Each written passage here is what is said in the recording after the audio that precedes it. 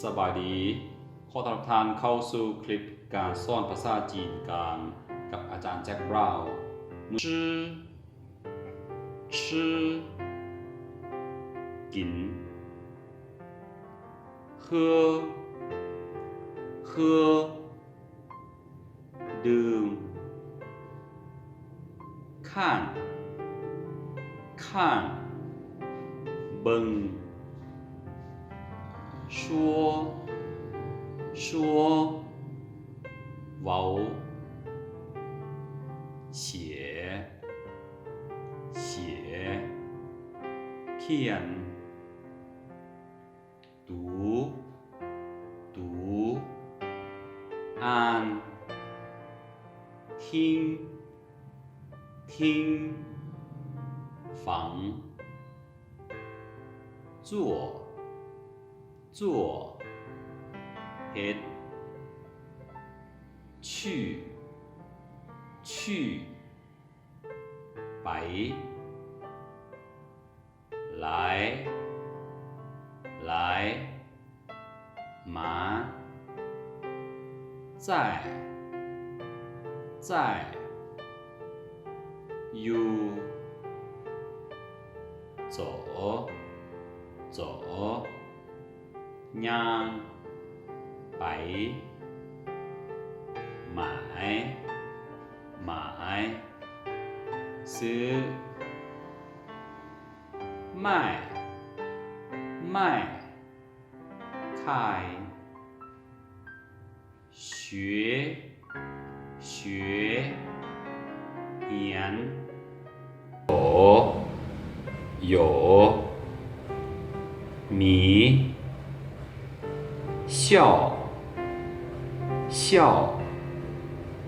ยิ้มหัวคู่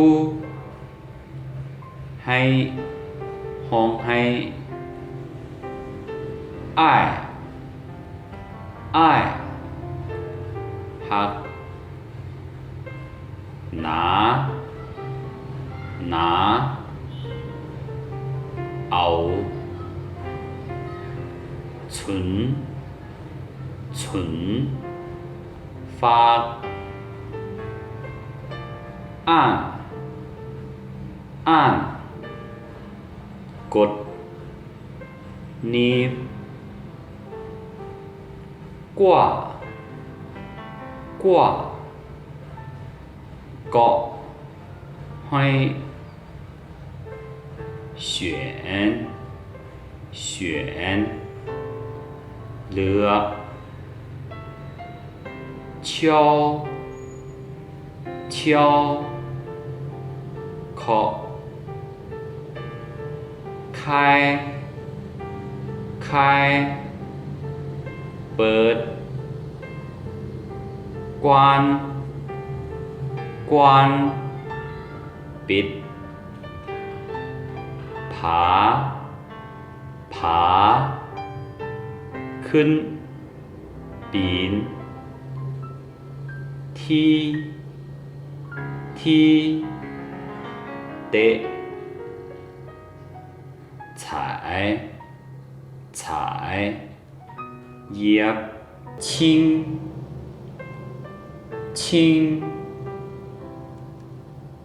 薄热ร้อน忙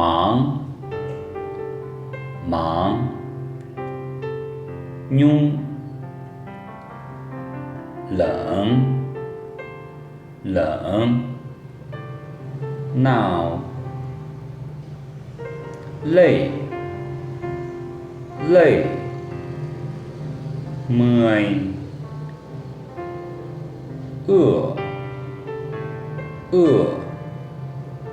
หิวข้าว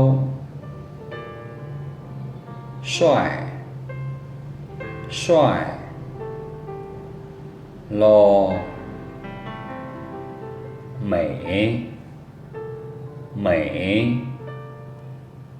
งามโฉ丑起来香香หอม臭臭เหม็น疼疼เจ็บ酸酸ส้ม甜甜หวาน苦苦控高高สูง矮矮跌难难ยาก轻轻薄重重หนักจางจางเปื้อน好好ดี坏坏ซัวเพ大大ใหญ่小小น้อย软软อ่อนนุ่มยิ่งยิ่งแข็ง胖胖对瘦瘦จอยหลานหลานคาน简单简单ง่ายธรรมดา麻烦麻烦ยุ่งยาก复杂复杂สับสน干净干净สะอาด安静安静สงบ柔软柔软อ่อนนุ่ม僵硬僵硬แข็งกระด้าง疲惫疲惫撇伤心伤心เสียใจ难过难过โศกเศร้า寂寞寂寞เหงา孤单孤单โดดเดี่ยว热闹热闹ฟดฟื้นคึกคืน欢乐欢乐มวนซืน高兴高兴ดีใจ你会说汉语吗你会说汉语吗？เจ้าเว้าภาษาจีนได้บ่我会说汉语我会说汉语ข้อยเว้าภาษาจีนได้我不会说汉语我不会说汉语ข้อยเว้าภาษาจีนบ่ได้我会说一点儿汉语我会说一点儿汉语ข้อยเว้าภาษาจีนได้หน่อยนึง我会说但是说得不太好我会说但是说得不太好ข้อยเว้าได้แต่เว้าบ่ได้ดีปานใด我会说但是说得不太流利我会说但是说得不太流利ข้อยเว้าได้แต่เว้าบ่คล่องแคล่วปานใด你汉语学了多长时间了？你汉语学了多长时间了？เจ้าเรียนภาษาจีนตุนปานใดแล้ว我汉语刚学了3个月。我汉语刚学了3个月。ข้อยก็เรียนภาษาจีนได้3เดือน我汉语刚学了半年。我汉语刚学了半年。ข้อยก็เรียนภาษาจีนได้ครึ่งปี我汉语学了1年了。我汉语学了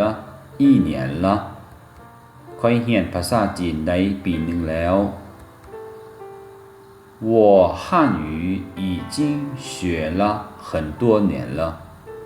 我汉语已经学了很多年了。ข้อยเรียนภาษาจีนมาได้หลายปีแล้ว我汉语已经学了10年了。我汉语已经学了10年了。ข้อยเรียนภาษาจีนมาได้10ปีแล้ว你去哪儿你去哪儿เจ้าไปไส我去市场我去市场ข้อยไปตลาด我去学校我去学校ข้อยไปโรงเรียน我去图书馆我去图书馆ข้อยไปห้องสมุด我去书店我去书店ข้อยไปร้านขายปืน我去机场我去机场ข้อยไปสนามบิน你去哪儿你去哪儿เจ้าไปไส我去买菜我去买菜ข้อยไปซื้อผัก我去运动我去运动ข้อยไปเล่นกีฬา我去朋友家我去朋友家ข้อยไปเฮือนหมู่我去亲戚家我去亲戚家ข้อยไปเฮือนพี่น้อง我去上班我去上班ข้อยไปเข้าการ你去哪儿你去哪儿เจ้าไปไส我去跑步我去跑步ข้อยไปเล่น我去打篮球我去打篮球ข้อยไปเล่นบาสบ่วง我去打排球我去打排球ค่อยไปตีบานทรง我去踢足球我去踢足球ค่อยไปเตะบาน我去游泳我去游泳ค่อยไปลอยน้ำ托儿所托儿所โรงเรียนเลี้ยงเด็ก幼儿园幼儿园โรงเรียนอนุบาล小学小学โรงเรียนชั้นประถม初中初中โรงเรียนมัธยมม.ต้น高中高中โรงเรียนมัธยมม.ปลาย中专中专ชั้นกลาง大专大专ชั้นสูง学院学院วิทยาลัย大学大学มหาวิทยาลัย院长院长คณบดี校长校长อธิการบดี本科本科ปริญญาตรี硕士硕士ปริญญาโท博士博士ปริญญาเอก学校学校โรงเรียน师老师ครูอาจารย์学生学生นักเรียนนักศึกษา男同学男同学นักเรียนชาย女同学女同学นักเรียนหญิง班主任班主任ครูประจำห้อง班长班长หัวหน้าห้อง教室教室ห้องเรียน课程课程หลักสูตรการเรียน上课上课ขึ้นห้อง下课下课ลงห้อง放假放假พักเรียน寒假寒假พักเรียนที่หนึ่ง暑假暑假พักเรียนที่สอง请假请假ลาพัก考试考试สิ่งสอบสิ่ง准考证准考证บัตรอนุญาตเข้าสิ่ง学生证学生证บัตรนักศึกษา借书证借书证บัตรห่อสมุด作业作业เบียกบาน写作业写作业เขียนเบียกบาน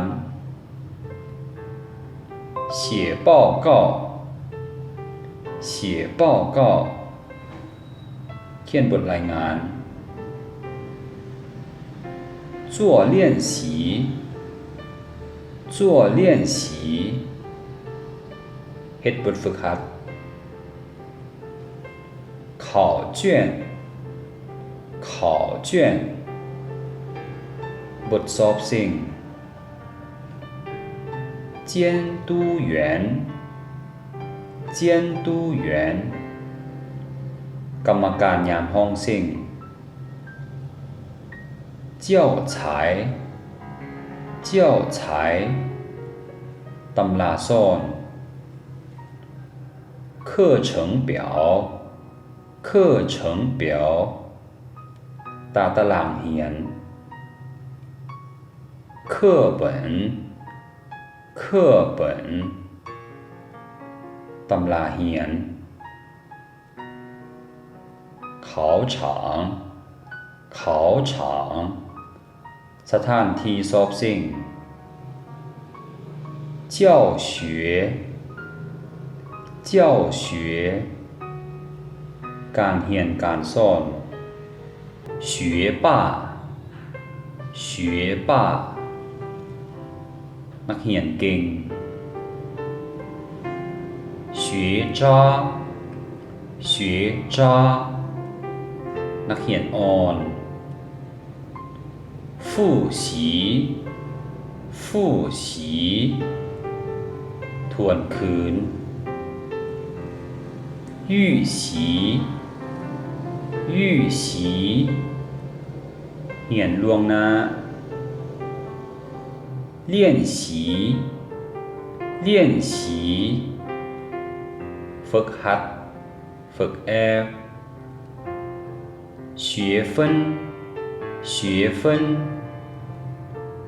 เกรดเฉลี่ย学期学期ภาคเรียน学年学年课程课程วิชาเรียน课程表课程表ตารางเรียน教材教材ตำราสอน教案教案บทสอน教具教具สื่อการสอน教学计划教学计划แผนการสอน教学内容教学内容เนื้อในการสอน教学理论教学理论ทฤษฎีการสอน教学法教学法วิธีการสอน教学大纲教学大纲โครงห้างการสอน教学视频教学视频วิดีโอการสอน教学管理教学管理การบริหารการสอน教学模式教学模式แบบการสอน教学工作教学工作เรียกงานการสอน你想喝什么你想喝什么เจ้าอยากดื่มหยัง我想喝水我想喝水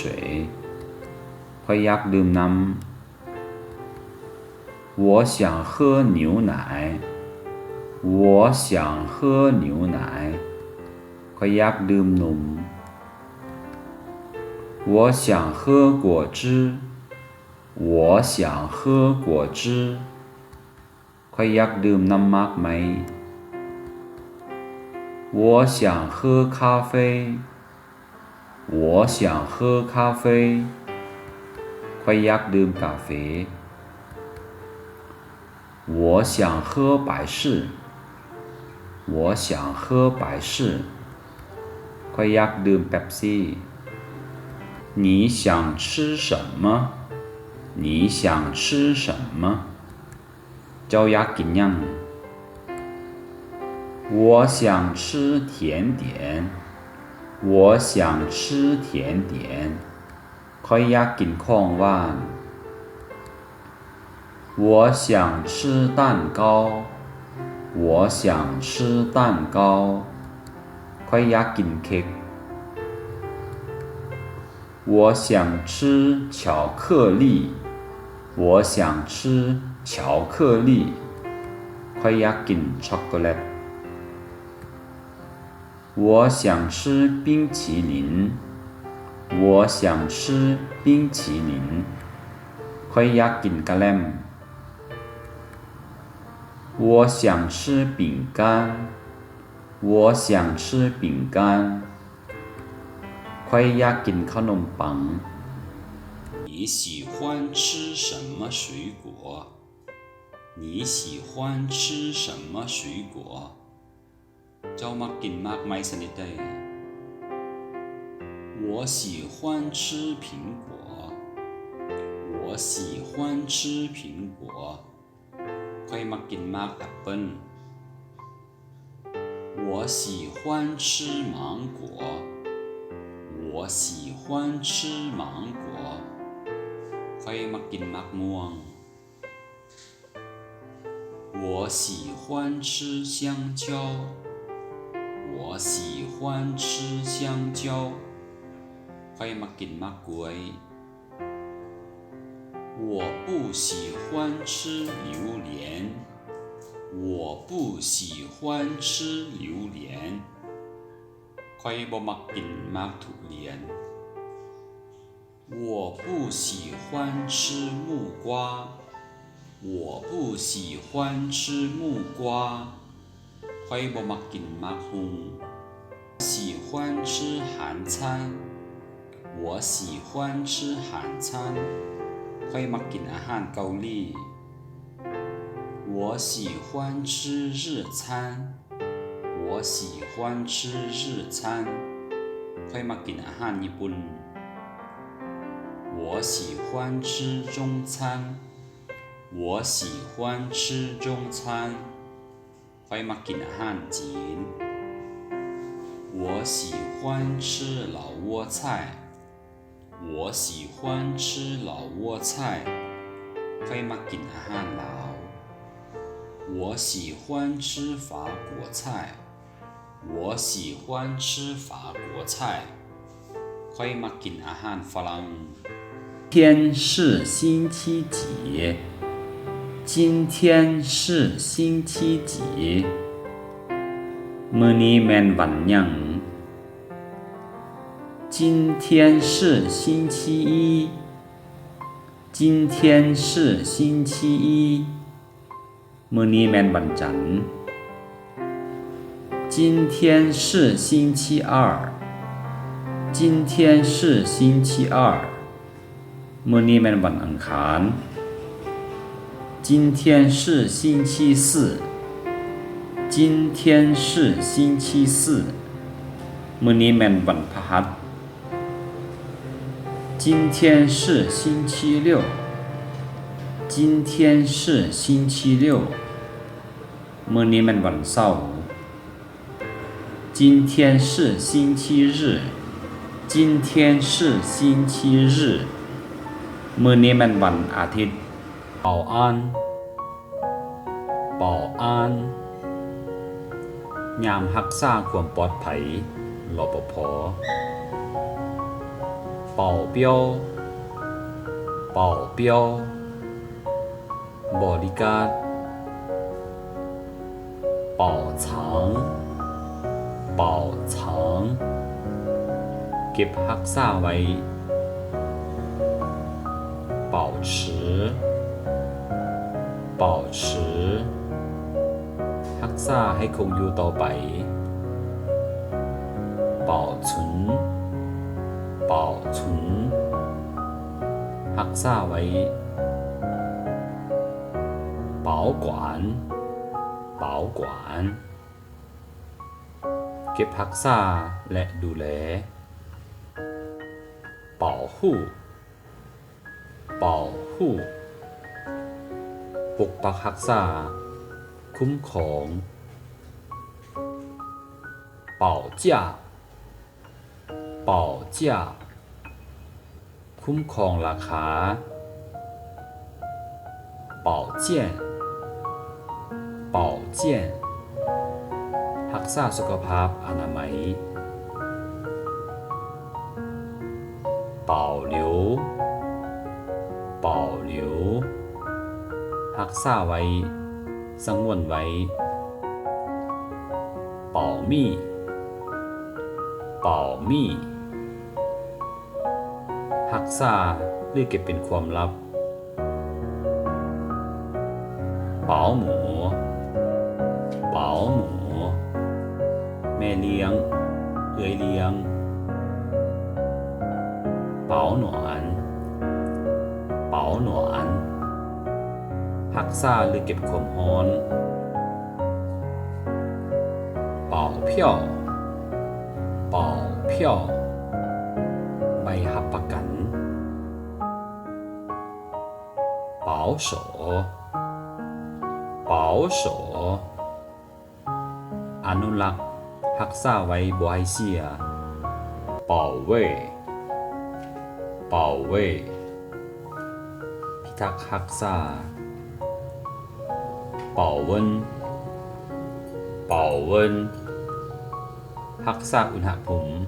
เก็บความร้อน保鲜保鲜รักษาความสด保险保险ประกันภัย保养保养บำรุงรักษา保佑保佑คุ้มครอง保障保障คุ้มครองหลักประกัน保证保证รับรองรับประกัน保重保重รักษาสุขภาพให้ดี保证金保证金ค่าค้ำประกัน保证人保证人คนค้ำประกันคนรับรอง保护人保护人ผู้คุ้มครอง保鲜剂保鲜剂ยารักษาความสด保险金保险金เงินประกันภัย保证期保证期ระยะเวลาค้ำประกันกัวเปียวกัวเปียวสัญลักษณ์ประจำชาติกัวเชื่อกัวเชื่อนโยบายของประเทศกัวฉานกัวฉานผลิตภัณฑ์ภายในกัวฝากัวฝากฎหมายของประเทศกัวฝังกัวฝังการป้องกันประเทศกัวเกือกัวเกือเพลงชาติกัวฮวากัวฮวาดอกไม้ประจำชาติกัวหุยกัวหุยกาไม้ชาติกัวหุยกัวหุยสภาผู้แทนราษฎรกัวจี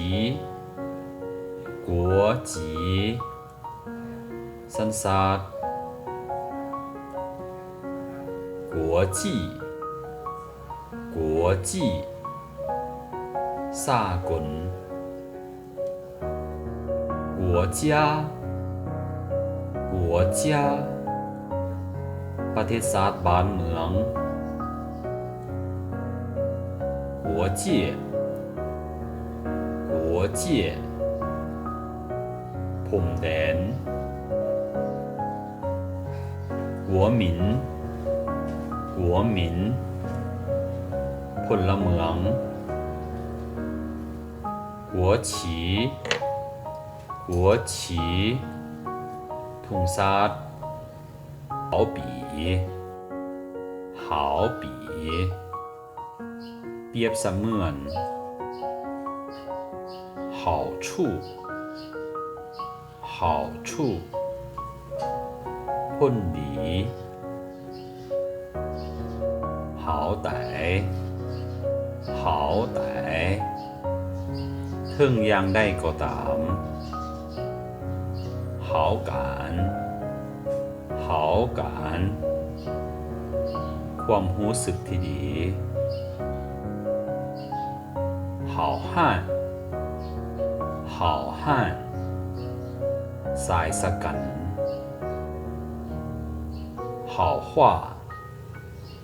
好话คำเว้าที่น่าฟัง好久好久ดุนนาน好看好看งาม好人好人คนดี好事好事เรื่องดี好听好听มวน好像好像คล้ายคือกับ好笑好笑เป็นตาหัว好心好心ใจดี好运好运โชคดี上班上班เข้าการ上边上边ทางถึงเบื้องถึง上场上场ลงสนาม上当上当ทึกตมทึกลอก上等上等ระดับดี上帝上帝พระเจ้า上钩上钩ติดเบ็ดทึกลอก上级上级ขั้นถึง上将上将พลเอก上街上街ไปตลาด上进上进ก้าวหน้า上课上课ขึ้นห้อง上路上路ออกเดินทาง上门上门ไปเฮือนคนอื่น上任上任เข้าดำรงตำแหน่ง天边天边ขอบฟ้า天才天才พรสวรรค์天分天分สติปัญญาที่มีมาแต่เกิด天赋天赋พรสวรรค์มีแวว天空天空ท้องฟ้า天明天明ฟ้าแจ้งสว่าง天命天命ฟ้าลิขิตพรหมลิขิต天气天气อากาศ天然天然ธรรมศาสตร์天生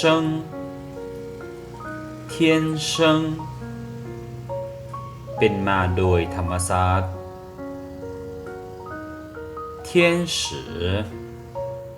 天使กัมมเทพ天堂天堂สวรรค์天性天性สัญชาตญาณ天灾天灾ภัยธรรมศาสตร์天真天真ให้เดียงสา歌曲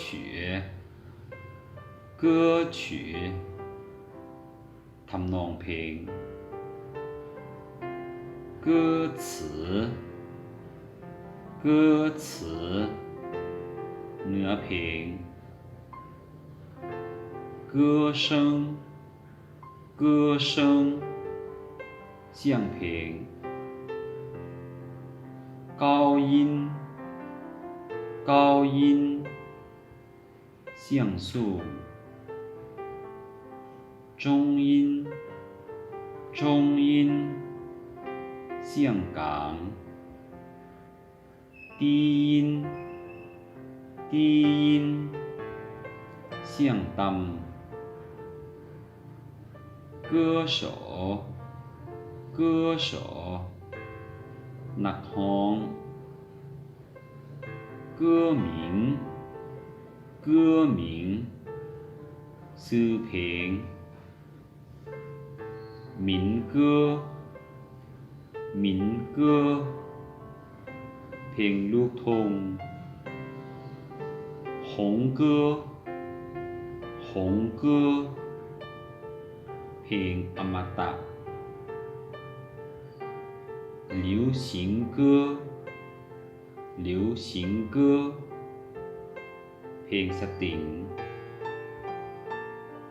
快歌快歌เพลงไว้慢歌慢歌เพลงช้า音乐音乐ดนตรี音乐会音乐会งานคอนเสิร์ต茶叶茶叶ใบสา茶树茶树ต้นสา茶园茶园ส่วนสา绿茶绿茶สาเขียว红茶红茶สาแดง茶水茶水น้ำสา黑茶黑茶สาดำ茶壶茶壶กาน้ำสา茶杯茶杯จอกน้ำสา茶馆茶馆ห้านน้ำสา茶道茶道ศิลปะการส่งสา茶厂茶厂โรงงานสา摘茶摘茶เก็บสา炒茶叶炒茶叶คั่วสา古树茶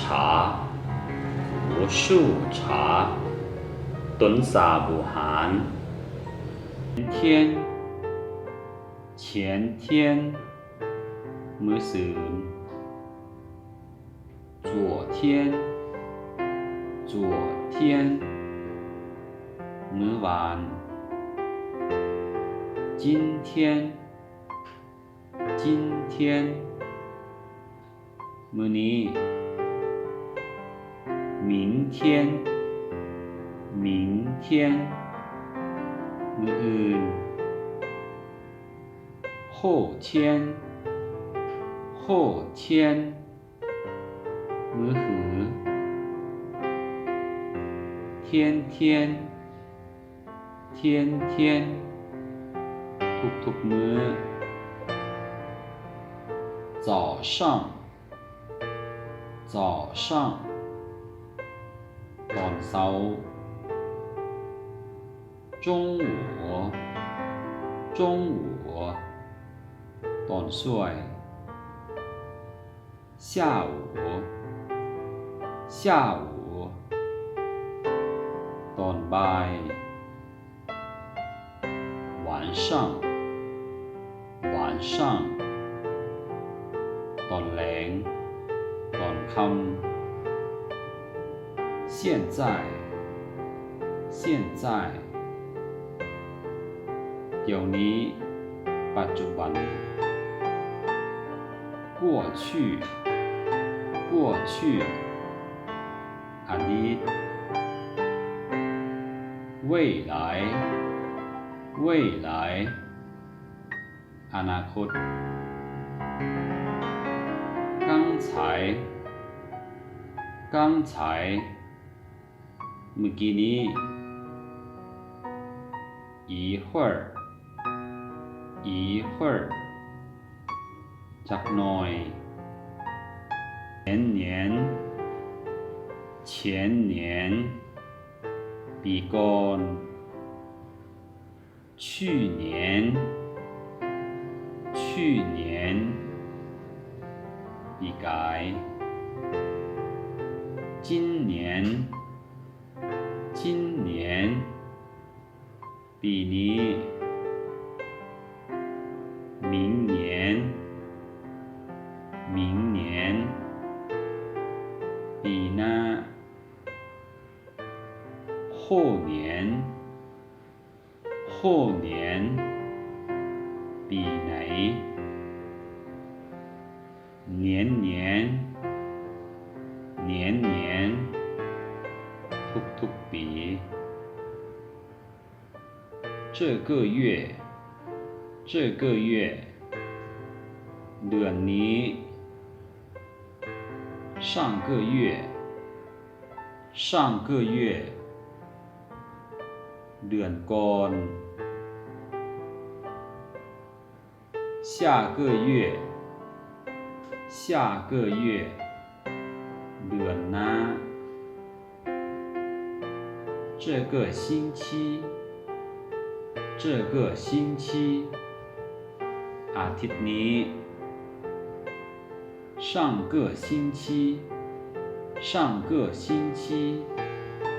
อาทิตย์ก่อน下个星期下个星期อาทิตย์หน้า白天白天ตอนเย็น晚间晚间ตอนค่ำ整天整天หมดมือ去市场买什么你去市场买什么เจ้าไปซื้อหยังอยู่ตลาด我去市场买菜我去市场买菜ค่อยไปซื้อผัก我去市场买大米我去市场买大米ค่อยไปซื้อข้าวสาร我去市场买水果我去市场买水果ค่อยไปซื้อมากไหม我去市场买鸡蛋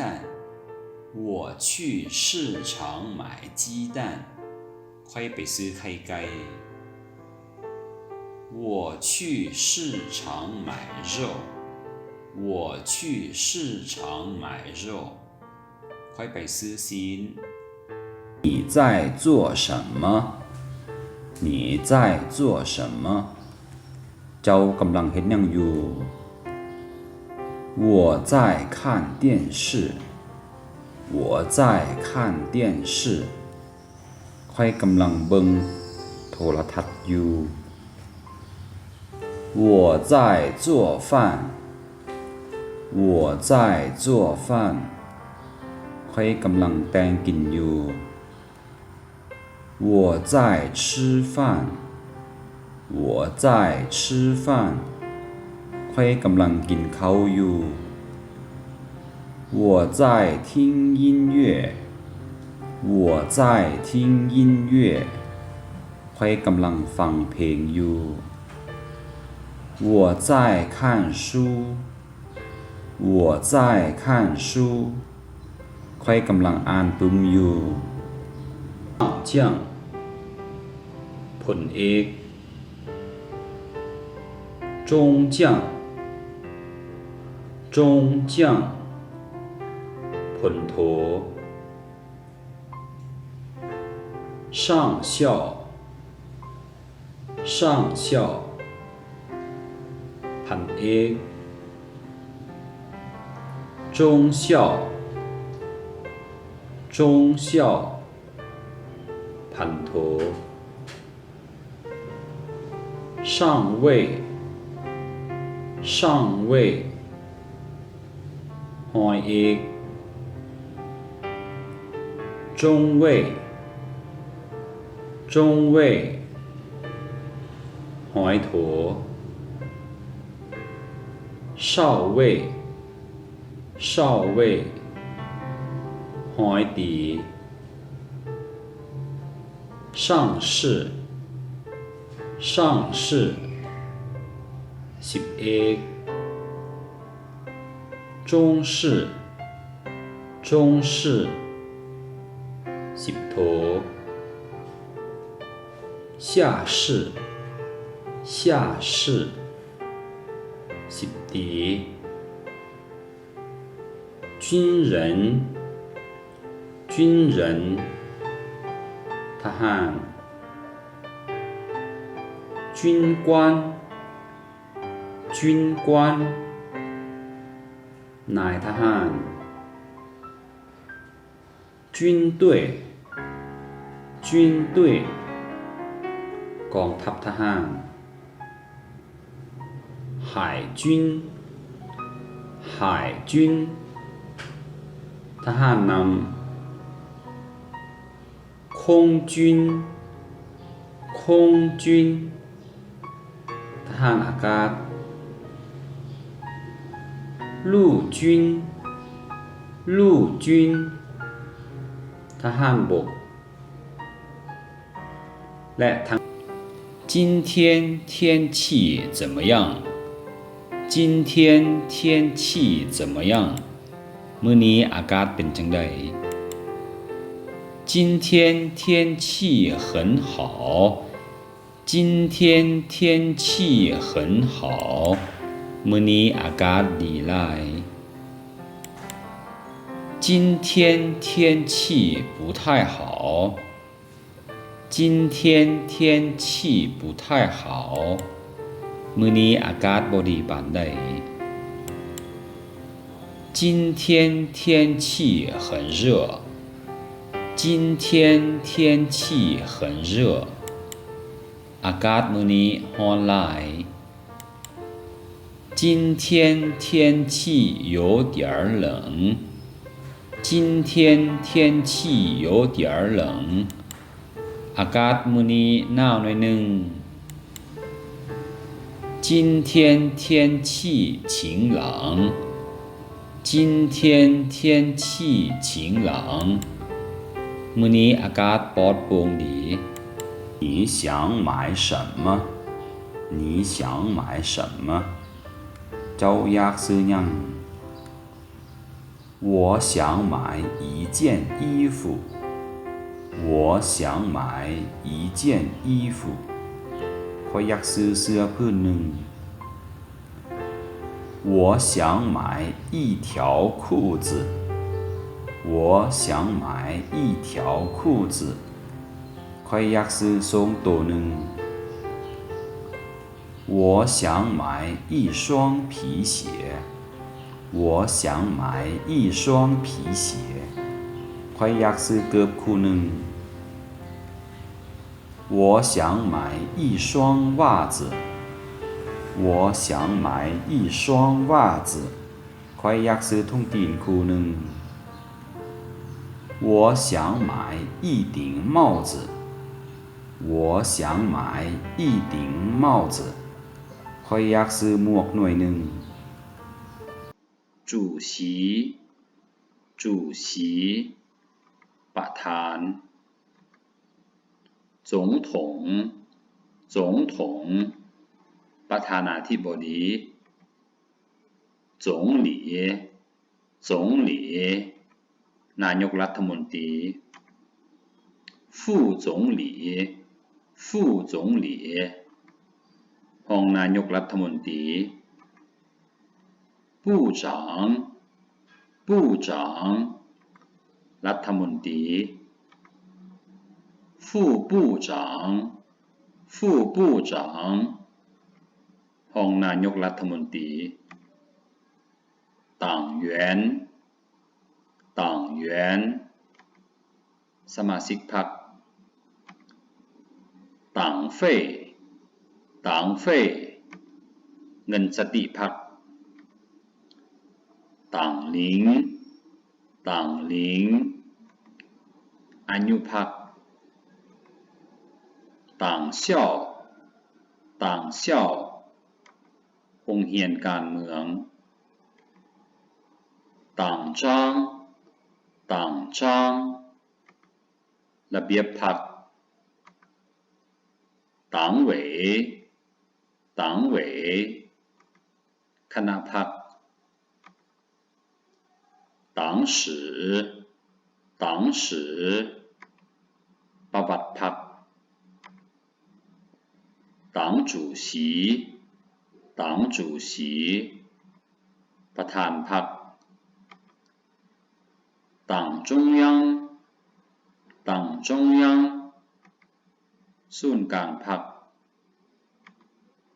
省政府省政府อำนาจการปกครองแขวง地方政府地方政府อำนาจการปกครองท้องถิ่น在做什么你在做什么เจ้ากำลังเฮ็ดหยังอยู่我在看电视我在看电视ข้อยกำลังเบิ่งโทรทัศน์อยู่我在做饭我在做饭ข้อยกำลังแต่งกินอยู่我在吃饭我在吃饭ข้อยกำลังกินข้าวอยู่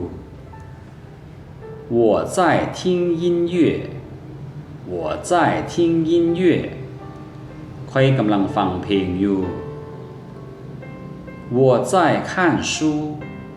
我在看书ข้อยกำลังอ่านปึ้มอยู่我在休息我在休息ข้อยกำลังพักผ่อนอยู่我在做作业我在做作业ข้อยกำลังเฮ็ดเวียกบ้านอยู่我在吃水果我在吃水果ข้อยกำลังกินมากไม้อยู่我在等朋友我在等朋友ข้อยกำลังท่าหมู่อยู่我在看小说我在看小说ข้อยกำลังอ่านนวนิยายอยู่起床起床ตื่นนอน洗脸洗脸ล้างหน้า刷牙刷牙吐แคล上厕所上厕所เข้าห้องน้ำ洗澡洗澡อาบน้ำ吃早饭吃早饭กินข้าวเช้า吃午饭吃午饭กินข้าวเที่ยง吃晚饭吃晚饭กินข้าวแลง上课上课ขึ้นห้อง上班上班เข้าการ锻炼锻ต้วนเลี่ยนออกกำลังกาย做饭做饭แปรงกิน看电视看电视เบิ่งโทรทัศน์写作业写作业เขียนเวียกบ้าน睡觉睡觉นอน他是谁他是谁ลาวแม่นไผ他是我爸爸他是我爸爸ลาวแม่นพ่อของข้อย他是我妈妈他是我妈妈ลาวแม่นแม่ของข้อย他是我老师他是我老师ลาวแม่นอาจารย์ของข้อย他是我朋友他是我朋友ลาวแม่นหมู่ของข้อย他是我爷爷他是我爷爷ลาวแม่นปู่ของข้อย他是谁他是谁ลาวแม่นไผ他是一名医生他是一名医生ลาวแม่นท่านหมอ他是一名警察他是一名警察ลาวแม่นตำรวจ他是一名导游他是一名导游ลาวแม่นไกด์นำเที่ยว他是一名记者他是一名记者ลาวแม่นนักข่าว他是一名军人他是一名军人ลาวแม่นทหาร你在做什么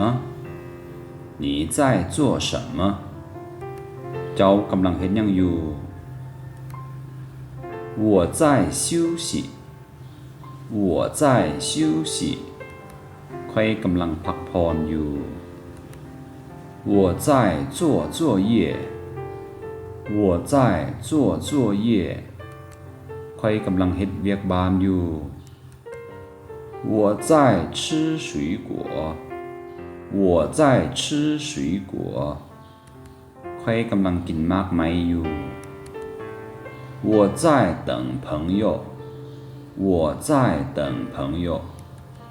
ข้อยกำลังท่าหมู่อยู่我在看小说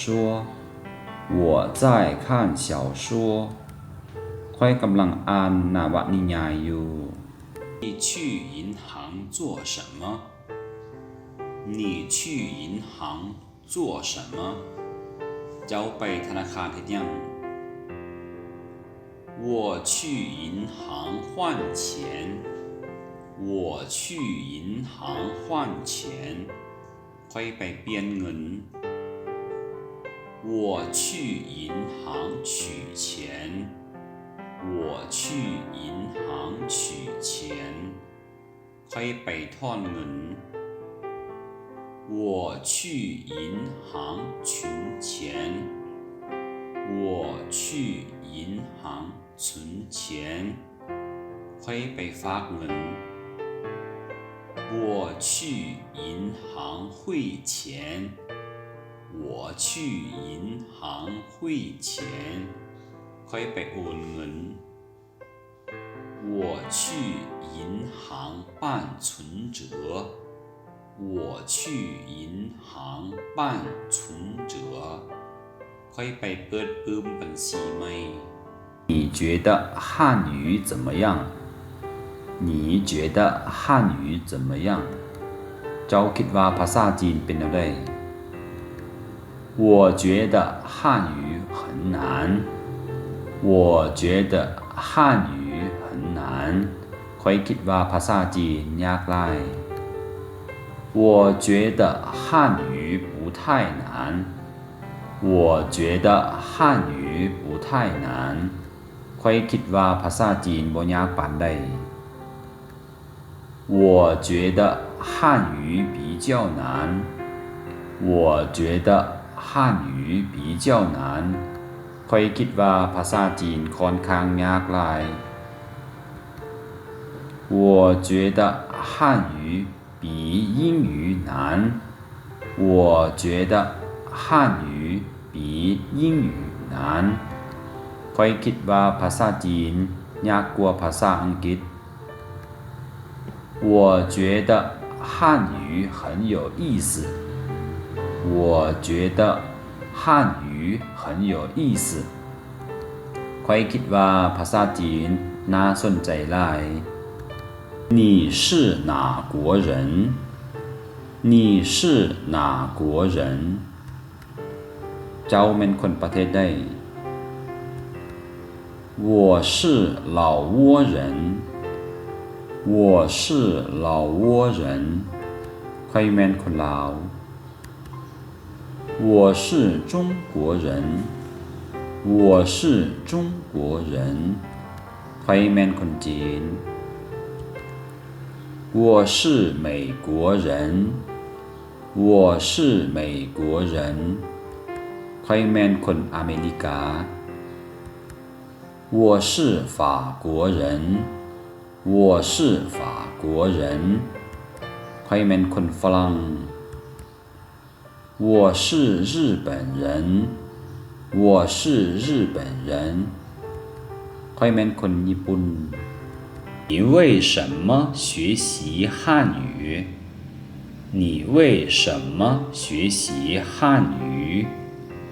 ย้อนหยังเจ้าจึงเรียนภาษาจีน因为我想去中国留学因为我想去中国留学ย้อนว่าข้อยอยากไปเรียนต่อที่สป.จีน因为我很喜欢中国文化因为我很喜欢中国文化ย้อนว่าข้อยมักวัฒนธรรมจีนหลาย因为我想跟中国人做生意因为我想跟中国人做生意ย้อนว่าข้อยอยากเฮ็ดธุรกิจกับคนจีน因为我想当汉语老师因为我想当汉语老师ย้อนว่าข้อยอยากเป็นอาจารย์สอนภาษาจีน因为汉语很有意思因为汉语很有意思ย้อนว่าภาษาจีนมันน่าสนใจหลายและทั้งหมดนี้ก็คือเนื้อหาที่ข้าพเจ้าได้นำมาเสนอในมื้อนี้ท่านสามารถติดตามข้อมูลเพิ่มเติมได้ที่ Facebook Fanpage เก่งจีนฮั่นอยู่ปังปังตะกับข้าพเจ้าอาจารย์แจ็คบราวน์